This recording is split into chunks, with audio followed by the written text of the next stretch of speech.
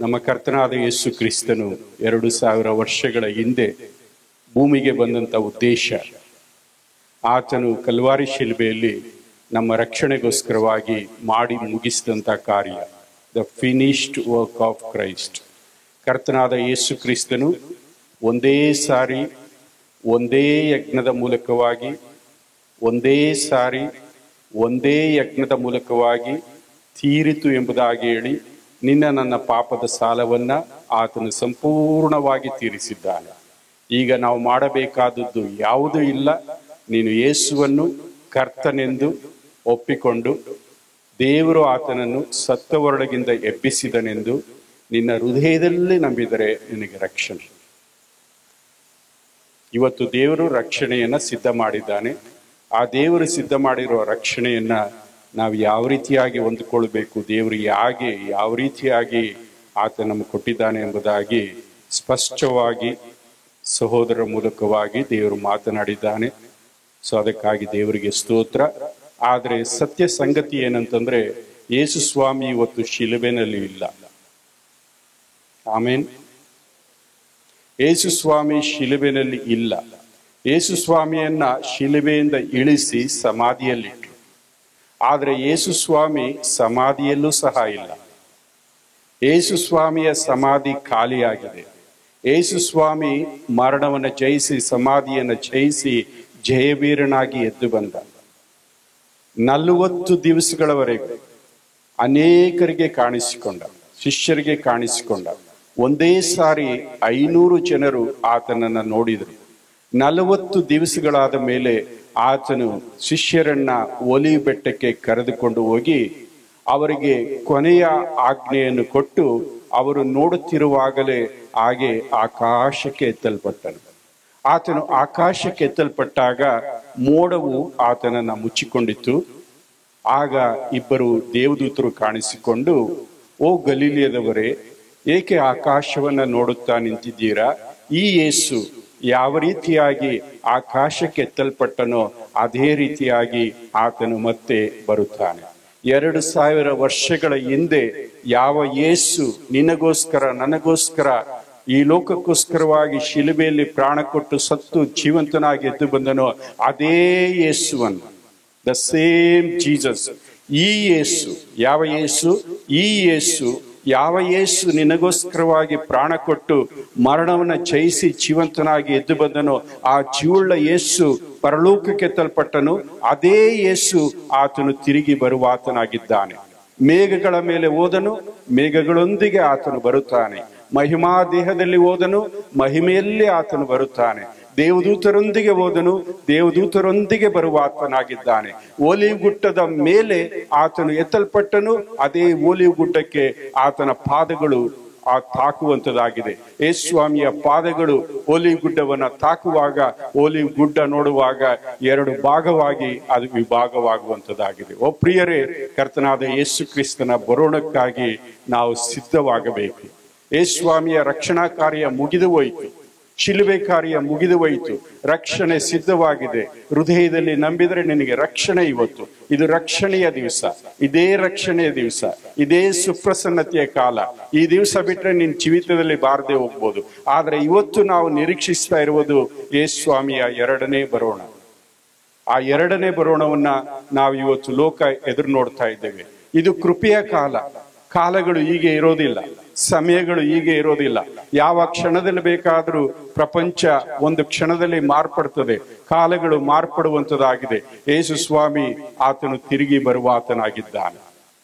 ಆದರೆ ಯೇಸು ಸ್ವಾಮಿ ತಿರುಗಿ ಬಂದು ಶಿಲುಬೆನಲ್ಲಿ ಸಾಯೋದಿಲ್ಲ.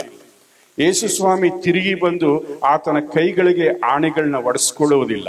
ಯೇಸು ಸ್ವಾಮಿ ಆತನು ತಲೆಗೆ ಮುಳ್ಳಿನ ಕಿರೀಟವನ್ನು ಇಡಿಸ್ಕೊಳ್ಳುವುದಿಲ್ಲ. ಆತನು ಮೊದಲನೇ ಸಾರಿ ಬಂದಾಗ ರಕ್ಷಕನಾಗಿ ಬಂದ. ಆದರೆ 2ನೇ ಸಾರಿ ಬರುವಾಗ ಆತನು ರಾಜಾಧಿರಾಜನಾಗಿ ಬರುತ್ತಾನೆ, ಕರ್ತರ ಕರ್ತನಾಗಿ ಬರುತ್ತಾನೆ. ಜೀವಂತರಿಗೂ ಸತ್ತವರಿಗೂ ನ್ಯಾಯ ತೀರಿಸುವುದಕ್ಕೋಸ್ಕರ ನ್ಯಾಯಾಧಿಪತಿಯಾಗಿ is going to come as a judge for this world. ಆತನು ಮೊದಲನೇ ಸಾರಿ ರಕ್ಷಕನಾಗಿ ಬಂದ. ಆದರೆ ಎರಡನೇ ಸಾರಿ ಬರುವಾಗ ಆತನು ಶಿಲುಬೆನಲ್ಲಿ ಸಾಯುವುದಕ್ಕೆ ಬರುವುದಿಲ್ಲ, ಆತನು ರಕ್ಷಕನಾಗಿ ಬರುವುದಿಲ್ಲ. ಆತನು is going to come as a judge. ದೇವರು ಕರ್ತನಾದ ಯೇಸು ಕ್ರಿಸ್ತನು ರಾಜ್ಯಾಧಿರಾಜನಾಗಿ ಕರ್ತರ ಕರ್ತನಾಗಿ ನ್ಯಾಯ ತೀರಿಸುವುದಕ್ಕೋಸ್ಕರವಾಗಿ ಬರುವ ಆತನಾಗಿದ್ದಾನೆ. ಒಂದು ಸಣ್ಣ ಕಥೆ ಈ ರೀತಿಯಾಗಿದೆ. ಒಂದು ಬೆಟ್ಟದ ಇಳಿಜಾರಿನಲ್ಲಿ, ಒಂದು ಗುಡ್ಡದ ಇಳಿಜಾರಿನಲ್ಲಿ ಒಂದು ಕುದುರೆ ಗಾಡಿ ಬಹಳ ರಭಸವಾಗಿ ಓಡುತ್ತಾ ಇತ್ತು. ಒಂದು ಕುದುರೆ ಗಾಡಿ ಇಳಿಜಾರಿನಲ್ಲಿ ಬಹಳ ಸ್ಪೀಡ್ ಆಗಿ ಹೋಗ್ತಾ ಇತ್ತು. ಆದ್ರೆ ಕುದುರೆ ಗಾಡಿ ಓಡಿಸುವಂತವನು ಆ ಕುದುರೆ ಗಾಡಿಯಲ್ಲಿ ಇರಲಿಲ್ಲ, ಚಲಿಸುವಂತವನು ಇರಲಿಲ್ಲ. ಅದಕ್ಕೆ ಬದಲಾಗಿ ಆ ಕುದುರೆ ಗಾಡಿನಲ್ಲಿ ಒಬ್ಬ ಚಿಕ್ಕ ಬಾಲಕ ಇದ್ದ, ಒಂದು ಚಿಕ್ಕ ಮಗು ಇತ್ತು. ಈಗ ಕುದುರೆ ಗಾಡಿ ರಭಸವಾಗಿ ಓಡ್ತಾ ಇದೆ. ಸ್ವಲ್ಪ ಸಮಯದಲ್ಲೇ ಅದು ಇಳಿಜಾರಿನಲ್ಲಿ ಬಿದ್ದು, ಆ ಕುದುರೆ ಗಾಡಿ ಕೆಳಗಡೆ ಬಿದ್ದು ಈ ಮಗು ಅದು ಸತ್ತು ಹೋಗ್ತದೆ. ಒಬ್ಬ ಯವನಸ್ಥ ನೋಡಿದ ಕುದುರೆ ಗಾಡಿ ಓಡುವುದನ್ನ, ಆ ಬಾಲಕ ಇದ್ದಾನೆ, ಅದನ್ನು ಸತ್ತು ಹೋಗ್ತಾನೆ ಎಂಬುದಾಗಿ ಆತನು ನೋಡಿದ. ಯವನಸ್ಥ ಓಡಿ ಓಡಿ ಓಡಿ ಓಡಿ ಆ ಕುದುರೆ ಗಾಡಿಯನ್ನ ತಡೆದು ಆ ಬಾಲಕನನ್ನ, ಹುಡುಗನನ್ನ ರಕ್ಷಿಸಿದ. ಬಹಳಷ್ಟು ವರ್ಷಗಳು ಕಳೆಯಿತು. ಆ ಕುದುರೆ ಗಾಡಿಯಲ್ಲಿದ್ದಂತ ಬಾಲಕ ದೊಡ್ಡವನಾದ. ಅವನಿಗೆ ಸರಿಯಾಗಿ ಬೆಳಿಲಿಲ್ಲ, ಅವನ ತಂದೆ ತಾಯಿಗಳು ಸರಿಯಾಗಿ ಅವನ್ನ ಬೆಳೆಸಲಿಲ್ಲ, ಅವನು ದೇವರ ವಾಕ್ಯದಲ್ಲಿ ಬೆಳಿಲಿಲ್ಲ. ಆತನು ಪೋಲಿಯಾದ, ಒಬ್ಬ ರೌಡಿ ಆದ. ಆಗ ರೌಡಿಯಾಗಿ ಯಾವುದೋ ಒಂದು ಕ್ರೈಮ್ ನಲ್ಲಿ ಸಿಕ್ಕಾಕೊಂಡ, ಯಾವುದೋ ಒಂದು ದೊಡ್ಡ ಅಪರಾಧದಲ್ಲಿ ಆತನು ಸಿಕ್ಕಾಕೊಂಡ. ಆ ಯವನಸ್ಥನಾದ ಮೇಲೆ ಆತನು ಸಿಕ್ಕಾಕೊಂಡ. ಅವನ ಪೊಲೀಸರು ಹಿಡಿದುಕೊಂಡು ಹೋಗಿ ಅವನ ಕೋರ್ಟಲ್ಲಿ ನಿಲ್ಲಿಸಿದ್ರು. ಈಗ ಅಪರಾಧಿ ಸ್ಥಾನದಲ್ಲಿ ನಿಂತಿದ್ದಾನೆ, ಜಡ್ಜ್ ಸೀಟ್ನಲ್ಲಿ ನಿಂತಿದ್ದಾರೆ. ಈಗ ಯವನಸ್ಥ ಅಪರಾಧಿಯಾಗಿ ನಿಂತಿರುವ ಸ್ಥಾನದಿಂದ ಕಣ್ಣುಗಳನ್ನೆತ್ತಿ ಜಡ್ಜ್ನ ನೋಡಿದ. ಅವನಿಗೆ ಅರ್ಥವಾಯಿತು, 20 ವರ್ಷಗಳ ಹಿಂದೆ ಈ ವ್ಯಕ್ತಿಯನ್ನ ನಾನು ನೋಡಿದ್ದೆ, ಈ ಜಡ್ಜ್ನ ನಾನು ನೋಡಿದ್ದೆ. ಇವರು ನಾನು ಆ ದಿವಸ ಕುದುರೆ ಗಾಡಿಯಲ್ಲಿ ನನ್ನ ಪ್ರಾಣ ಹೋಗುವ ಸಮಯದಲ್ಲಿ ಇವರು ನನ್ನ ಕಾಪಾಡಿದ್ರು. ಅವನಿಗೆ ಸ್ವಲ್ಪ ಸಂತೋಷವಾಯಿತು. ಅವನು ಕಣ್ಣುಗಳನ್ನೆತ್ತಿ ಕೇಳಿದ, ಸ್ವಾಮಿ ನನ್ನ ಪರಿಚಯವಿದೆಯಾ, ಸ್ವಾಮಿ ನನ್ನ ಪರಿಚಯವಿದೆಯಾ ಅಂತ ಕೇಳಿದ. ಆಗ ಜಡ್ಜ್ ಹೇಳಿದ್ರು, ನಿನ್ನ ಪರಿಚಯ ನನಗೆ ಚೆನ್ನಾಗಿದೆ. ಆ ದಿವಸ ನೀವು ನನ್ನನ್ನು ರಕ್ಷಿಸಿದಿರಿ, ಆದ್ರೆ ಈ ದಿವಸ ನಾನು ಅಪರಾಧಿಯಾಗಿ ನಾನು ನಿಂತಿದ್ದೇನೆ ಸ್ವಾಮಿ, ಈ ದಿವಸದಲ್ಲೂ ನನ್ನನ್ನು ಕಾಪಾಡ್ರಿ ಎಂಬುದಾಗಿ ಮೊರೆ ಇಟ್ಟ. ಆಗ ಜಡ್ಜು ಒಂದು ಮಾತು ಹೇಳಿದ್ರು, ನಾನು ಆ ದಿವಸ ನಿನ್ನನ್ನು ಸಂಧಿಸಿದಾಗ ನಿನ್ನ ರಕ್ಷಕನಾಗಿ ನಾನು ಸಂಧಿಸಿದೆ, ಆದ್ರೆ ಇವತ್ತು ನಾನು ನ್ಯಾಯ ಸಿಂಹಾಸನದಲ್ಲಿ ಕುಳಿತುಕೊಂಡು ನಿನಗೆ ನ್ಯಾಯ ವಿಧಿಸುವಂತ ನ್ಯಾಯಾಧಿಪತಿಯಾಗಿದ್ದೇನೆ ಎಂಬುದಾಗಿ ಆತನು ಹೇಳಿದ. ಆ ದಿವಸ ನಿನ್ನ ರಕ್ಷಕನಾಗಿ ಬಂದೆ, ಆದ್ರೆ ಈ ದಿವಸ is going to come as a judge. ಆ ದಿವಸ ನಿನ್ನನ್ನು ರಕ್ಷಿಸಿದೆ, ಆದ್ರೆ ಈ ದಿವಸ ನಿನಗೆ ಶಿಕ್ಷೆ ಕೊಡುವುದಕ್ಕಾಗಿ ನಾನು ನಿಂತಿದ್ದೇನೆ. ಪ್ರಿಯರೇ, ಯೇಸುಸ್ವಾಮಿ ಆ ದಿವಸ ಬಂದ್ರು. ಇವತ್ತು ರಕ್ಷಣೆ ದಿವಸ. ನಾವು ಯೇಸುಸ್ವಾಮಿಯಲ್ಲಿ ಕೇಳಿಕೊಂಡ್ರೆ ನಮ್ಮ ಪಾಪಗಳನ್ನ ಕ್ಷಮಿಸ್ತಾನೆ, ತನ್ನ ಮಕ್ಕಳಾಗಿ ಮಾಡಿಕೊಳ್ತಾನೆ. ಆದ್ರೆ ಯೇಸುಸ್ವಾಮಿ 2ನೇ ಸಾರಿ ಬರುವಾಗ, ದೇವರೇ ನನ್ನನ್ನು ಕರುಣಿಸು. ಒಂದು ವೇಳೆ ಆ ದಿನಕ್ಕೆ ಮುಂಚೆನೆ ನೀನು ರಕ್ಷಣೆ ಇಲ್ಲದೆ ಪಾಪದಲ್ಲೇ ಸತ್ತು ಹೋದ್ರೆ, ಆ ನರಕದಲ್ಲಿ ಇದ್ದುಕೊಂಡು ದೇವರಲ್ಲಿ ಮೊರೆ ಇಟ್ಟು ದೇವರೇ ನನ್ನನ್ನು ಕ್ಷಮಿಸು ಅಂತಂದ್ರೆ, ದೇವರೇನ್ ಹೇಳ್ತಾರೆ ಗೊತ್ತಾ? ನಿನ್ನನ್ನು ಕ್ಷಮಿಸುವ ದಿನಗಳು ಮುಗಿದು ಹೋಯಿತು, ಈಗ ನೀನು ನರಕದಲ್ಲಿದ್ದೀಯ. ದೇವರೇ ನನ್ನನ್ನು ಕರುಣಿಸು ಅಂತಂದ್ರೆ, ನಿನ್ನನ್ನು ಕರುಣಿಸುವ ದಿನಗಳು ಮುಗಿದು ಹೋಯಿತು. ದೇವರೇ ನನಗೆ ಕೃಪೆ ತೋರಿಸು, ನಿನ್ನನಿಗೆ ಕೃಪೆ ತೋರಿಸುವಂತ ಕಾಲಗಳು ಮುಗಿದು ಹೋಯಿತು. ಓ ಪ್ರಿಯರೇ, ಈ ದಿವಸ ದೇವರ ಕೃಪೆ ನಿನ್ನ ಮೇಲಿದೆ, ಈ ದಿವಸ ದೇವರ ಕರುಣೆ ನಿನ್ನ ಮೇಲಿದೆ. ಆದ್ರೆ ಈ ದಿವಸ ರಾತ್ರಿ ನಿನ್ನ ಪ್ರಾಣ ಹೋಗಿ ಆ ನರಕದಲ್ಲಿ ನೀನು ನಿಂತ್ಕೊಂಡಾಗ, ಆ ದಿವಸ ನಿನ್ನ ದೇವರ ಹತ್ರ, ದೇವರೇ ನನ್ನ ಮೇಲೆ ಕೃಪೆ ತೋರಿಸು ಅಂತಂದ್ರೆ, ಮಗಳೇ ನಿನ್ನ ಮೇಲೆ ಕೃಪೆ ತೋರಿಸುವಂತ ಸಮಯ ಮುಗಿದು ಹೋಯಿತು, ಈಗ ನೀನು ನಿತ್ಯತ್ವದಲ್ಲಿದ್ದೀಯ. ನಿನ್ನನ್ನು ಕರುಣಿಸುವ ದಿನಗಳು ಮುಗಿದು ಹೋಯಿತು. ಆ ದಿವಸ ನಿನ್ನ ರಕ್ಷಕನಾಗಿ ಬಂದೆ, ಆದ್ರೆ ಈ ದಿವಸ ಆತನು ನ್ಯಾಯಾಧಿಪತಿಯಾಗಿ ಬರುವ ಆತನಾಗಿದ್ದಾನೆ. ಸೊ ಪ್ರತಿ ಮನುಷ್ಯನು ಯೇಸು ಕ್ರಿಸ್ತನನ್ನು ಸಂಧಿಸಲೇಬೇಕು. ಪ್ರತಿ ನಾಲಿಗೆ, ಪ್ರತಿ ಭಾಷೆಯವರು, ಪ್ರತಿ ಜನಾಂಗದವರು ಆತನ ಮುಂದೆ ಅಡ್ಡ ಬಿದ್ದು ಆತನನ್ನೇ ಕರ್ತನೆಂದು ಒಪ್ಪಿಕೊಳ್ಳ. ಪ್ರತಿ ಮನುಷ್ಯ ಯೇಸು ಸ್ವಾಮಿ, every person, every tongue should kneel down before him. ಆತನ ಮುಂದೆ ಮೊಣಕಾಲು ಉರುಳಲೇಬೇಕು. ಆದ್ರೆ ವ್ಯತ್ಯಾಸ ಏನು ಗೊತ್ತಾ? ರಕ್ಷಕನಾಗಿ ಆತನ ಮುಂದೆ ಮೊಣಕಾಲೂರಿರ್ತೀಯ, ನ್ಯಾಯಾಧಿಪತಿಯಾಗಿ ಮೊಣಕಾಲೂರಿರ್ತೀಯ. ರಕ್ಷಕನಾಗಿ ಆತನ ಮುಂದೆ ನಿನ್ನ ಮೊಣಕಾಲೂರಿ ರಕ್ಷಕನು ಅಂತಂದ್ರೆ ನಿನಗೆ ರಕ್ಷಣೆ. ಆದ್ರೆ ಆ ದಿವಸ ನ್ಯಾಯಾಧಿಪತಿಯಾಗಿ ಆತನ ಮುಂದೆ ನಿಂತ್ಕೊಂಡ್ರೆ ನಿನಗೆ ಶಿಕ್ಷೆ, ನಿತ್ಯವಾದಂತ ಶಿಕ್ಷೆ. ಸೊ ಯೇಸು ಸ್ವಾಮಿಯ ಬರೋಣ ಕಾಲಗಳು ಬಹಳ ಹತ್ತಿರವಾಗಿ ಇರುವಂತದ್ದಾಗಿದೆ. ಕಾಲ ಸಮಯಗಳನ್ನ ನೋಡಿದ್ರೆ ಸ್ವಾಮಿಗೆ ಶಿಷ್ಯರು ಕೇಳಿದ್ರು, ಸ್ವಾಮಿ ನಿನ್ನ ಬರೋಣಕ್ಕೂ ಯುಗದ ಸಮಾಪ್ತಿಗೂ ಸೂಚನೆ ಏನೆಂಬುದಾಗಿ. ಯೇಸು ಸ್ವಾಮಿ ಮತ್ತಾಯನ ಸುವಾರ್ತೆ 24ನೇ ಅಧ್ಯಾಯದಲ್ಲಿ ಬಹಳ ಸೂಚನೆಗಳನ್ನ ಕೊಟ್ಟಿದ್ದಾನೆ. ಏನ್ ಸೂಚನೆ ಕೊಟ್ಟಿದ್ದಾನೆ? ಅಲ್ಲಲ್ಲೇ ಬರಗಾಲ ಬರುತ್ತದೆ, ಯುದ್ಧಗಳು ಆಗ್ತದೆ, ಯುದ್ಧಗಳಾಗುವಂತ ಭಯಗಳಿಂದ ತುಂಬಿದೆ. ಇವತ್ತು ಸಹ ಇಂಡಿಯಾ ಪಾಕಿಸ್ತಾನ ವಾರ್ ಯಾವಾಗ ಆಗುತ್ತೆ? ಚೈನಾ ಇಂಡಿಯಾ ವಾರ್ ಯಾವಾಗ? ಒಂದು ಆ ಪಾಕಿಸ್ತಾನದೊಂದು ಮಾತು ಹೇಳ್ತಾ ಇದ್ದ, ನಾವೇನು ಆಯುಧಗಳನ್ನ ಶೋಕೇಸಲ್ಲಿ ಡಿಸ್ಪ್ಲೇಗೆ ಇಟ್ಟಿದೀವ, ಅದನ್ನ ಹಾಕ್ಲಿಕ್ಕೆ ಇಟ್ಟಿದೀವಿ ಅಂತಾರೆ ಅವರು. ಇವತ್ತು ಹಾಕದೇ ಇರಬಹುದು, ಆದ್ರೆ ಇವತ್ತಲ್ಲ ನಾಳೆ ಯುದ್ಧಗಳು ಖಂಡಿತವಾಗಿಯೂ ಜರುಗ್ತದೆ. ಯಾವ ಯಾವ ದೇಶಕ್ಕೆ ಜರುಗ್ತದೋ ನಮಗೆ ಗೊತ್ತಿಲ್ಲ, ಆ ಯುದ್ಧಗಳಲ್ಲಿ ಏನಾಗ್ತದೋ ಗೊತ್ತಿಲ್ಲ. ಆದ್ರೆ ಯೇಸು ಸ್ವಾಮಿ ಹೇಳಿದಂತ ಮಾತುಗಳು ನೆರವೇರ್ತಾ ಇದೆ. ಅಲ್ಲಲ್ಲೇ ಯುದ್ಧಗಳು ಆಗ್ತದೆ ಎಂಬ ಭಯಗಳು ರಾಜ್ಯದ ಮೇಲೆ ರಾಜ್ಯ, ದೇಶದ ಮೇಲೆ ದೇಶ, ಪ್ರಪಂಚದಲ್ಲಿ ನಡೆಯುವಂತದ್ದಾಗಿದೆ. ಅಲ್ಲಲ್ಲೇ ಭೂಕಂಪಗಳು ಜರುಗುವಂತದ್ದಾಗಿದೆ. ಅಂತ ಕಾಲಗಳಲ್ಲಿ ಇದ್ದೇವೆ ನಾವು. ಆದ್ರೂ ಸಹ ಭೂಮಿ ಕದಲ್ತಾ ಇದೆ, ನಿನ್ ಹೃದಯ ಕದಲ್ತಾ ಇಲ್ಲ. ಕ್ರೈಸ್ತರು ಕದಲ್ತಾ ಇಲ್ಲ. ವಾಕ್ಯ ಹೇಳಿದ್ರು ಹೃದಯ ಕದಲಲ್ಲ ನಿನಗೆ. ಸತ್ಯನಾ? ಎಷ್ಟು ವಾಕ್ಯ ಕೇಳಿದ್ರು ನಿನ್ ಹೃದಯ ಕದಲ್ತಾ ಇಲ್ಲ. ಭೂಮಿ ಕದಲ್ತಾ ಇದೆ, ಆಕಾಶ ಕದಲ್ತಾ ಇದೆ, ಆದ್ರೆ ಮನುಷ್ಯನ ಹೃದಯ ಇವತ್ತು ಕದಲ್ತಾ ಇಲ್ಲ. ಮನುಷ್ಯನ ಹೃದಯ ಕದಲ್ಬೇಕು, ಕಲಕಬೇಕು. ಇವತ್ತು ನನ್ನ ದೇವರು ನನ್ನನ್ನು ಎಷ್ಟಾಗಿ ಪ್ರೀತಿಸಿದ್ದಾನೆ, ಆ ಪ್ರೀತಿಗೆ ನಾನು ಏನು ಬದಲಾಗಿ ಕೊಡ್ಲಿಕ್ಕೆ? ನೀನೇನು ಶಾಶ್ವತವಾಗಿ ಇರ್ತೀಯ? 100 ವರ್ಷ ಇರ್ತೀಯ? 1000 ವರ್ಷ ಇರ್ತೀಯ? ಈ ರಾತ್ರಿ ದೇವ್ರು ನಿನ್ನ ಪ್ರಾಣ ಕೇಳಿದ್ರೆ ಔಟ್, ಮತ್ತೆ ನೀನು ಬರೋದೇ ಇಲ್ಲ. ನೀನು ಇವತ್ತು ರಕ್ಷಣೆಯ ದಿವಸ ಇದು. ಸೊ ಕಾಲಗಳು ಸಮಯಗಳು ನೋಡಿದ್ರೆ ಆ ದಿನಗಳು ಬಹಳ ಹತ್ತಿರವಾಗಿದೆ. ಯೇಸು ಸ್ವಾಮಿ ಹೇಳಿದ್ರು, ಬಹು ಜನರ ಪ್ರೀತಿ ತಣ್ಣಗಾಗಿ ಹೋಗ್ತದೆ. ಇವತ್ತು ಸಭೆಗಳಲ್ಲಿ ತಣ್ಣಗಾಗಿ ಹೋಗಿದೆ. ನಾನು ಕ್ರಿಸ್ತನು ಎಂಬುದಾಗಿ ಇವತ್ತು ಎಷ್ಟೋ ಜನ ದುರ್ಬೋಧಕರುಗಳು ಎದ್ದಿದ್ದಾರೆ ಇವತ್ತು. ಅಂತ ಕಾಲಗಳಲ್ಲಿ ನಾವಿರುವಾಗ ಸ್ವಾಮಿ ಬರೋಣ ಬಹಳ ಹತ್ತಿರವಾಗಿದೆ. ಅದರಿಂದ ನನಗೆ ಕೊಟ್ಟಂತ ವಿಷಯ ನೋಡುವಾಗ ಅಂತ್ಯಕಾಲದ ಘಟನೆಗಳು ಅಂತಂದ್ರೆ ನಾನೇನೋ ಊಹಿಸಿ ಹೇಳ್ತಾ ಇಲ್ಲ, ಆದ್ರೆ ಬೈಬಲ್ನಲ್ಲಿ ಬರೆದಿರುವಂತ ಸೂಚನೆಗಳು, ಬೈಬಲ್ನಲ್ಲಿ ಬರೆದಿರುವಂತ ಪ್ರವಾದನೆಗಳು, ಅಂತ್ಯಕಾಲದಲ್ಲಿ ಏನ್ ನಡೀತದೆ, ಅಂತ್ಯಕಾಲದಲ್ಲಿ ಏನ್ ಜರುಗುವಂತದ್ದಾಗಿದೆ ಸಂಕ್ಷಿಪ್ತವಾಗಿ ನಾನು ತಿಳಿಸಿದೆ. ಈಗ ಮುಂದೆ ಇಮ್ಮಿಡಿಯೇಟ್ ಆಗಿ ಯಾವ ಕ್ಷಣದಲ್ಲಾದ್ರೂ ಬರುವಂತದ್ದು ಏನಂತಂದ್ರೆ ಸಭೆ ಎತ್ತಲ್ಪಡಬೇಕೆ. ಅಂದ್ರೆ ಯೇಸು ಸ್ವಾಮಿಯ ಬರೋಣ ಇದೆಯಲ್ಲ, ಯೇಸು ಸ್ವಾಮಿ ಬರೋಣ ಎರಡನೇ ಬರೋಣ. ಆದ್ರೆ ಎರಡನೇ ಬರೋಣದಲ್ಲಿ 2 ಹಂತಗಳಿವೆ. ಮೊದಲನೇ ಹಂತ ಆತನ ಸಭೆಗೋಸ್ಕರ ಬರುತ್ತಾನೆ.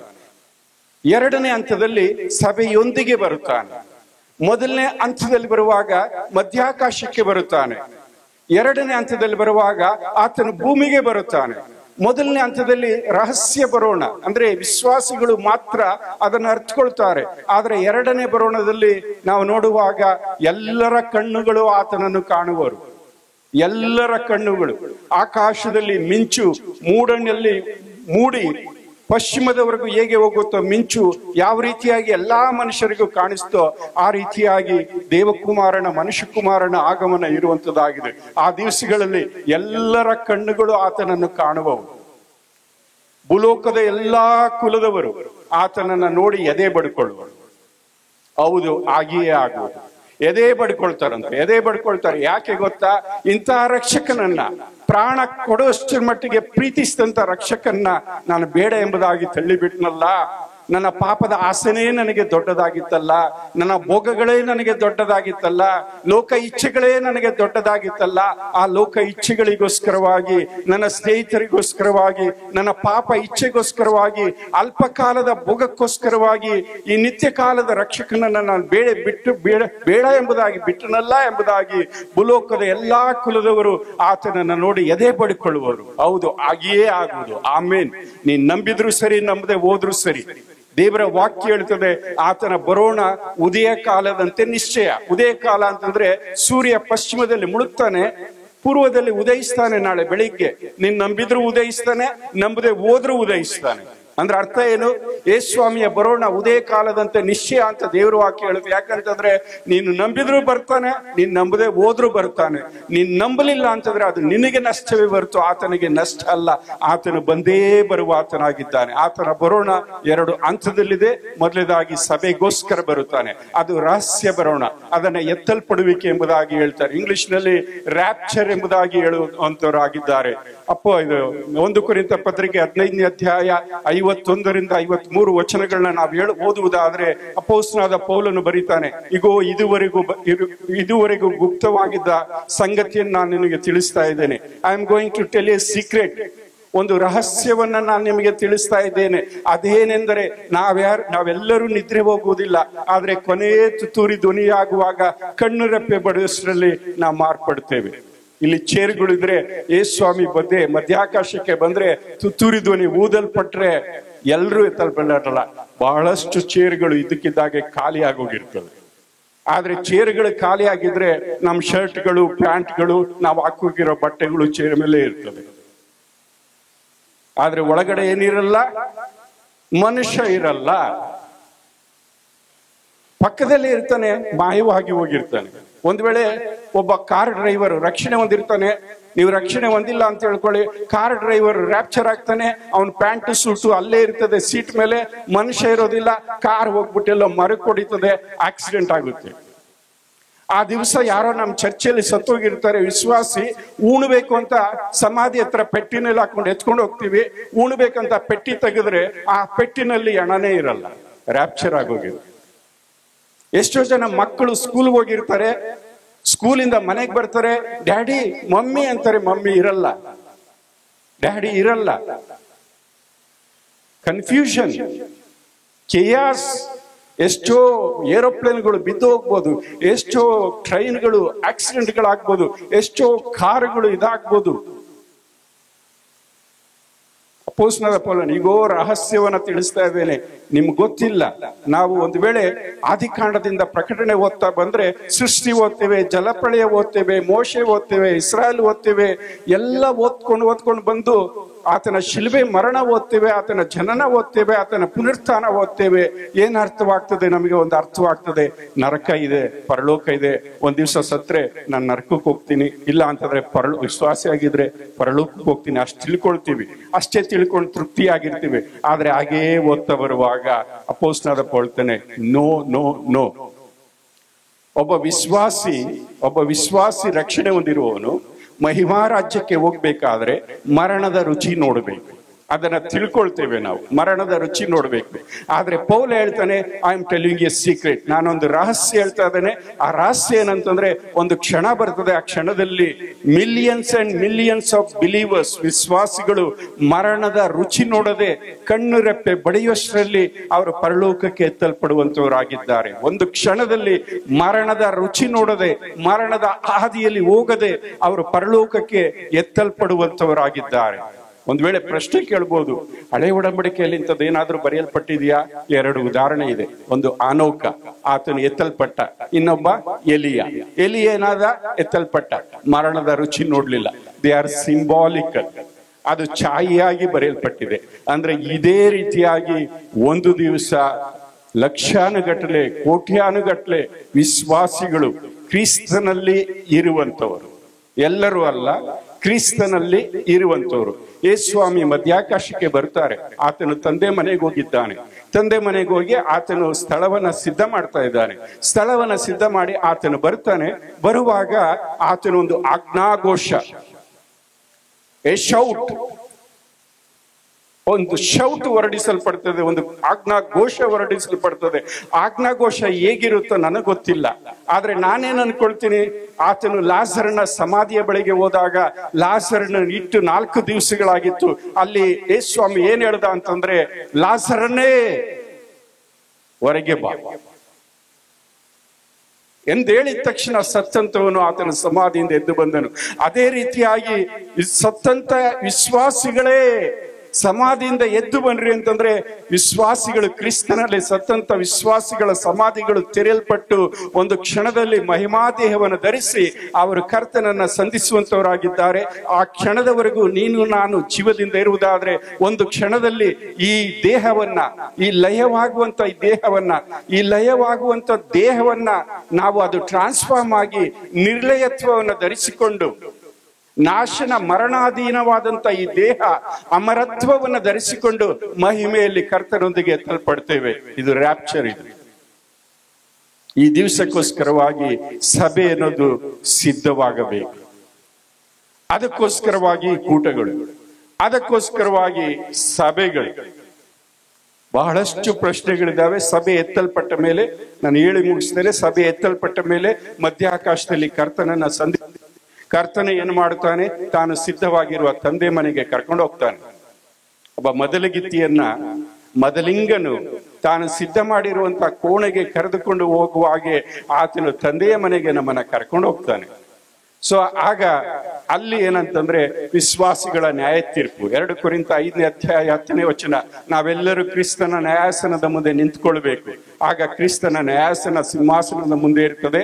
ನಾವು ನರಕಕ್ಕೆ ಹೋಗ್ತೀವ, ಪರಲೋಕಕ್ಕೆ ಹೋಗ್ತೀವ ಅಂತ ಆ ದಿವಸ ಪರಲೋಕದಲ್ಲಿ ಜಡ್ಜ್ಮೆಂಟ್ ಅಲ್ಲ. ಜಡ್ಜ್ಮೆಂಟ್ ಅನ್ನೋದು ಇಲ್ಲಿ ಇರ್ತದೆ. ಆದ್ರೆ ಅಲ್ಲಿ ನಾವು ನರಕಕ್ಕೆ ಹೋಗ್ತೀವ, ಪರಲೋಕಕ್ಕೆ ಹೋಗ್ತೀವ ಅಂತ ಜಡ್ಜ್ಮೆಂಟ್ ಅಲ್ಲ. ಆದ್ರೆ ರಕ್ಷಣೆ ಹೊಂದಿದ ಮೇಲೆ ನಾವು ಕರ್ತನಿಗೋಸ್ಕರ ಏನನ್ನ ಮಾಡಿದ್ದೇವೆ, ನಮ್ಮ ದೇಹದಿಂದ, ಕಣ್ಣಿನಿಂದ, ಬಾಯಿಯಿಂದ, ಕೈಯಿಂದ, ಕಾಲಿನಿಂದ ಎಷ್ಟರ ಮಟ್ಟಿಗೆ ಸೇವೆ ಮಾಡಿದ್ದೀವಿ ಅನ್ನೋದು ಬೆಂಕಿಯಿಂದ ಆತನು ಶೋಧಿಸ್ತಾನೆ.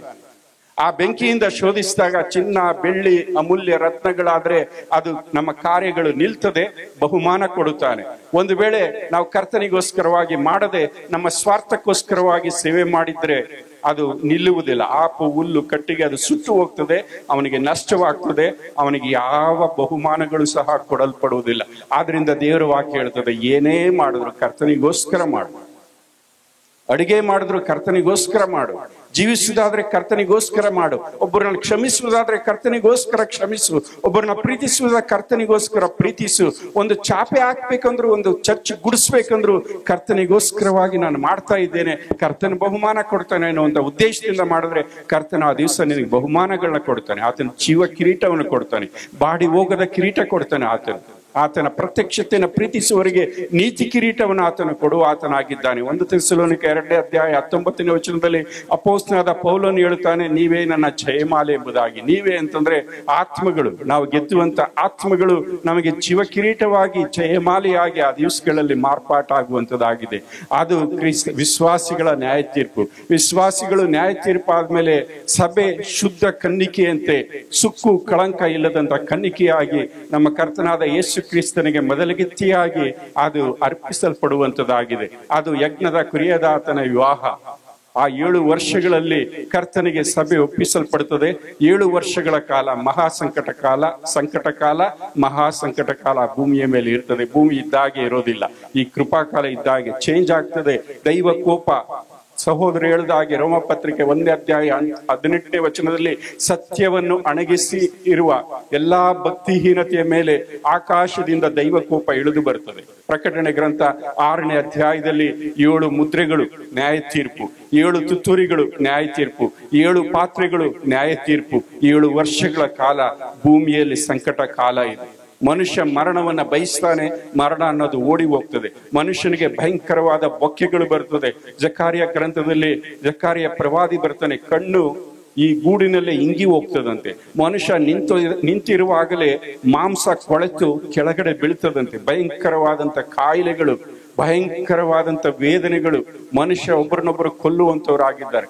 ಆ 7 ವರ್ಷಗಳ ಕಾಲ ಭೂಮಿ ಹಂಗಿರುವಾಗ ನರಕ ಹೇಗಿದೆಯೋ ಆ ನರಕ ಇಲ್ಲೇ ಇರ್ತದೆ ಭೂಮಿಯ ಮೇಲೆ. ಆ ದಿವಸಗಳಲ್ಲಿ ನೀನ್ ಇರಬಾರ್ದು ಅಂತಂದ್ರೆ ಈ ದಿವಸ ನೀನ್ ರಕ್ಷಣೆ ಹೊಂದಬೇಕು. ಈ ದಿವಸ ಸ್ವಾಮಿನ ನೀನ್ ಅಂಗೀಕರಿಸಿಕೊಳ್ಬೇಕು.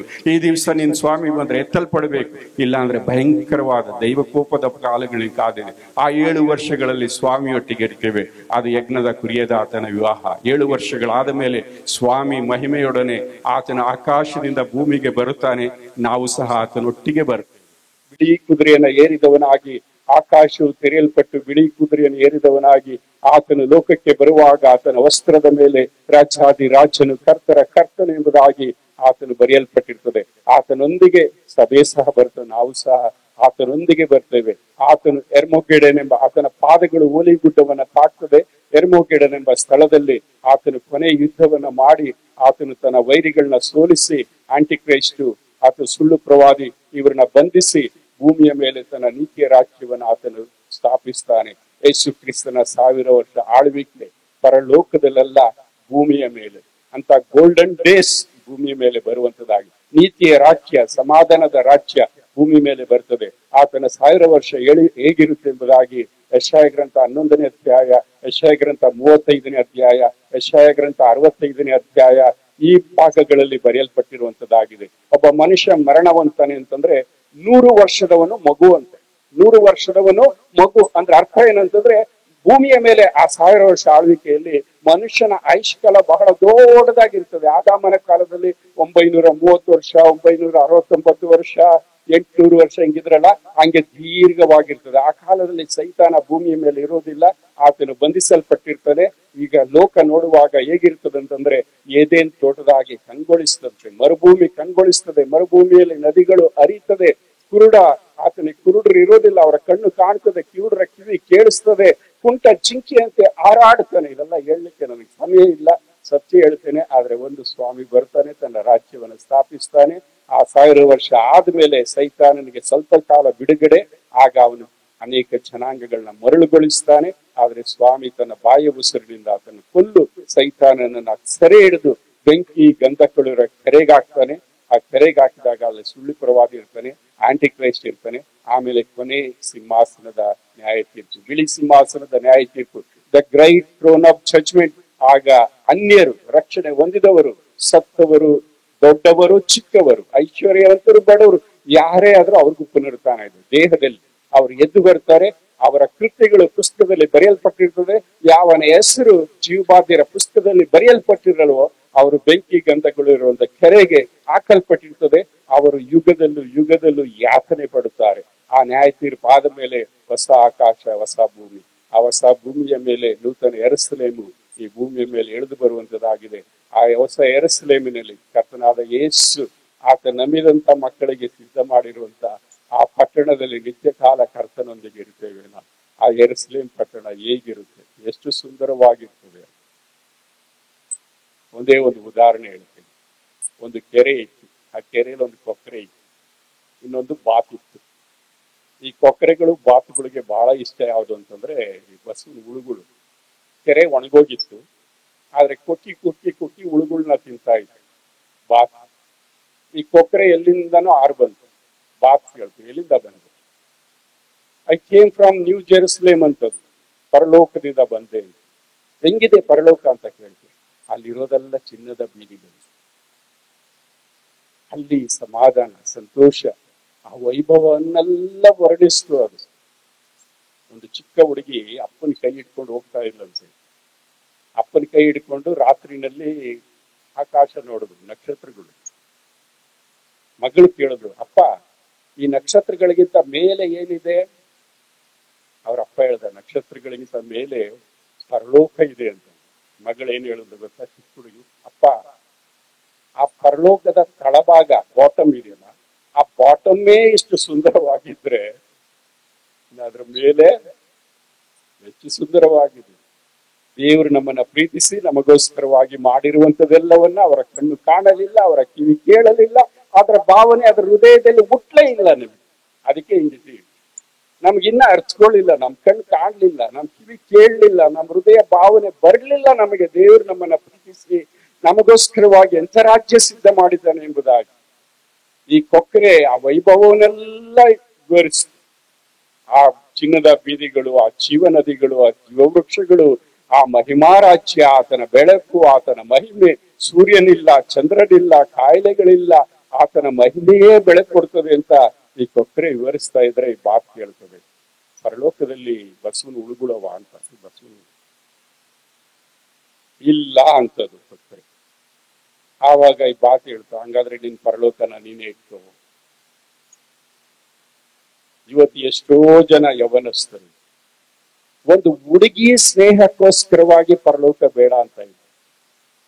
ಎಷ್ಟೋ ಜನ ಯವನಸ್ಥರು ಇವತ್ತು ಒಂದು ಅಲ್ಪವಾದಂತ ಒಂದು ಪ್ರೀತಿಗೋಸ್ಕರವಾಗಿ ತಂದೆ ತಾಯಿನನ್ನೇ ತೊರೆದು ಬಿಡ್ತಾ ಇದ್ದಾರೆ, ದೇವರನ್ನೇ ಬಿಡ್ತಾ ಇದ್ದಾರೆ, ದೇವರ ರಾಜ್ಯ ಬಿಡ್ತಾ ಇದ್ದಾರೆ.